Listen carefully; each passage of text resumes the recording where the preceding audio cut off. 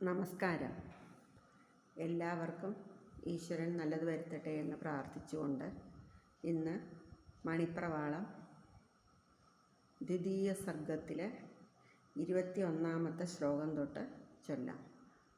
ശുക്ലാംബരധരം വിഷ്ണും ശശിവർണം ചതുർഭുജം പ്രസന്നവദനം ധ്യായേത് സർവവിഘ്നോപശാന്തയേ. സരസ്വതി നമസ്തുഭ്യം വരദേ കാമരൂപിണി വിദ്യാരംഭം കരിഷ്യാമി സിദ്ധിർഭവതു may സദാ. ഗുരുർബ്രഹ്മ ഗുരുർവിഷ്ണു ഗുരുർദേവോ മഹേശ്വര ഗുരുഃ സാക്ഷാൽ പരം ബ്രഹ്മ തസ്മൈ ശ്രീ ഗുരവേ നമഃ. കളവേണൂരവകളായ നീല കമലാചുംബനലംബടോതിരമ്യ അടിവോ ദൈവാരവിന്ദൻ മധ്യേ രമതാമൈഹ്യതി ദേവകീ കിശോര. കൃഷ്ണായ വാസുദേവായ ദേവകീനന്ദനായ ച നന്ദഗോപകുമാരായ ഗോവിന്ദായ നമോ നമഃ. ദ്വിതീയ സർഗത്തിലെ 21-ാമത്തെ ശ്ലോകം. ഹേ താത ഹേ മാതരനന്ദഭാഗ്യൗ ചേതോ വിഷാദാദി വെടിഞ്ഞുകൊള്ളിൻ. പീതാംബരൻ ഞാൻ ഭവത സ്വഭാവാൻ പീതാശയത്വേന വരം തരുന്നേൻ. അല്ലയോ പിതാവേ മാതാവേ, നിങ്ങൾ അളവറ്റ ഭാഗ്യമുള്ളവരാണ്. നിങ്ങൾ മനസ്സിലെ വിഷാദം മുതലായ മാലിന്യങ്ങളെ പരിത്യജിച്ചുകൊള്ളുവിൻ. ഞാൻ സർവേശ്വരനായ വിഷ്ണു ഭഗവാനാണ്. നിങ്ങളുടെ ഉറച്ച ഭക്തി കാരണം നിമിത്തം സന്തുഷ്ടമായ മനസ്സോടുകൂടി ഇതാ നിങ്ങൾക്ക് വരം തരുന്നു. അതീത ജന്മങ്ങളിൽ നിങ്ങൾ ചെയ്തോരതീവ പുണ്യക്രിയ കൊണ്ടിതാനീം ഇതീദൃശം മാമകപൂർണരൂപം നിതാന്തമാലോകന പാത്രമായി. നിങ്ങൾ കഴിഞ്ഞുപോയ ജന്മങ്ങളിൽ ചെയ്തിട്ടുള്ള പുണ്യകർമ്മങ്ങൾ നിമിത്തമാണ് നിങ്ങൾക്ക് ഞാൻ മകനായി ജനിക്കുവാനുള്ള ഭാഗ്യം ഉണ്ടായതും എൻ്റെ പൂർണ്ണസ്വരൂപം നിങ്ങൾക്ക് കാണാൻ കഴിഞ്ഞതും.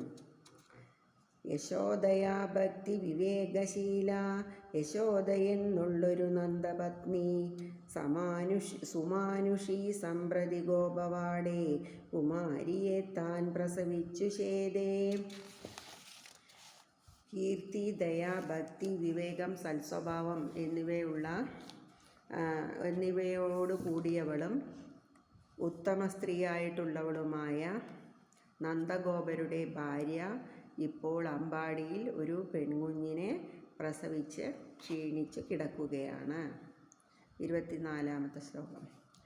ഗൂഢം ഭവാൻ എന്നെ വഹിക്ക വേണം, മൂഢൻ ഗ്രഹിക്കാതെ ഗമിക്ക വേണം. എന്നെ ഭവാൻ നന്ദഗൃഹേ കിടത്തി കന്യാവിനെ കൊണ്ടിഹ പോന്നുകൊള്ളുക. ഭവാൻ എന്നെ ആരും കാണാതെ ആരും അറിയാതെ ഇവിടുന്ന് ദുഷ്ടനായ കംസനും മറ്റു പരിവാരങ്ങളും അറിയാതെ എന്നെ ഇവിടുന്ന് എടുത്തു കൊണ്ടുപോയി നന്ദഗോപരുടെ ഗൃഹത്തിൽ കിടത്തി ആ കന്യകയെ ഇങ്ങോട്ട് കൊണ്ടുവരണം എന്നാണ് ഭഗവാൻ പറയുന്നത്. 25-ാമത്തെ ശ്ലോകം.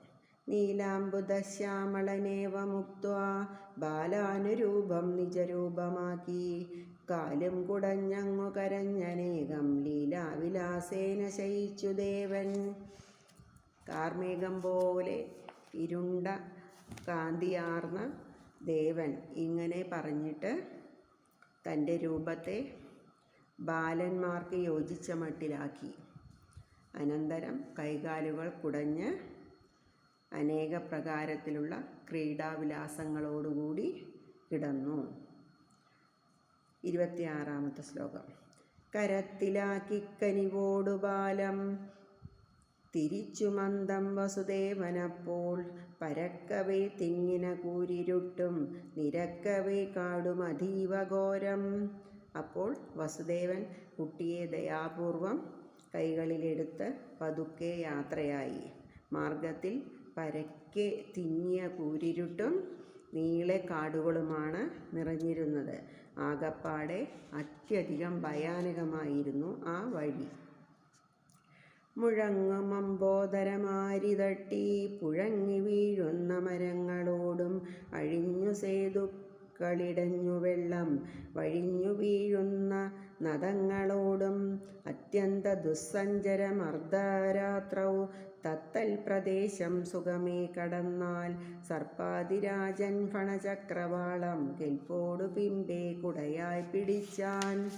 അത്യന്തം ദുഷ്കരമായ വഴിയിലൂടെ നടന്നു നീങ്ങുമ്പോൾ ഇടിമുഴക്കത്തോടുകൂടിയ മഴയും കാറ്റും എല്ലാം വന്ന് വെള്ളം ധാരധാരയായി ഒഴുകി വെള്ളപ്പൊക്കം മാതിരി വന്ന് മരങ്ങളെല്ലാം കടപുഴകി വീണ് അത്രയും ഭീകരമായ അന്തരീക്ഷത്തിൽ നന്ദഗോപര് വസുദേവര് ഭഗവാനെയും എടുത്തുകൊണ്ട് സുഖമായി നടന്ന് യശോദാഗൃഹത്തിലെത്തി അവിടെ കുഞ്ഞിനെ കിടത്തി തിരിച്ച് അവിടുന്ന് മായാഭഗവതിയെയും കൊണ്ട് ഇങ്ങോട്ട് വന്നു.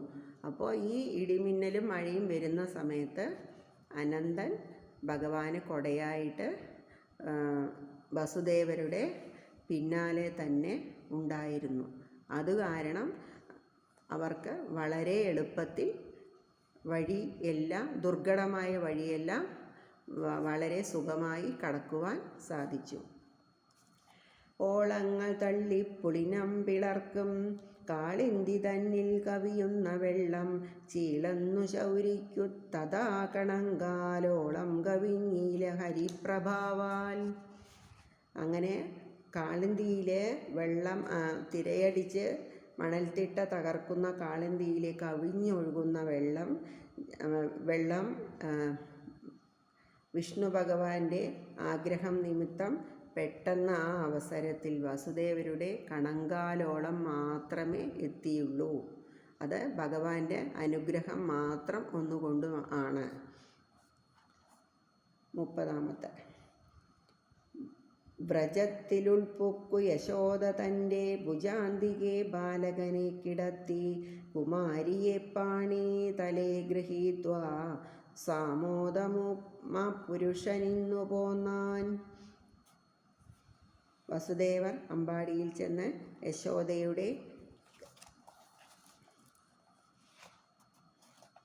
കൈയിൻ്റെ അരികിലായി ബാലനെ കിടത്തിയതിനു ശേഷം ബാലികയെ കൈതലത്തിലെടുത്ത് സന്തോഷത്തോടുകൂടി ഇങ്ങു പോന്നു.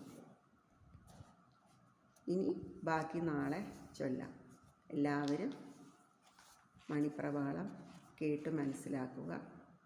കഥയാണ്, ഭഗവാൻ ശ്രീകൃഷ്ണൻ്റെ കഥയാണ്. കേട്ട് മനസ്സിലാക്കുക, സബ്സ്ക്രൈബ് ചെയ്യുക, സപ്പോർട്ട് ചെയ്യുക. എല്ലാവർക്കും ഈശ്വരൻ നല്ലത് വരുത്തട്ടെ.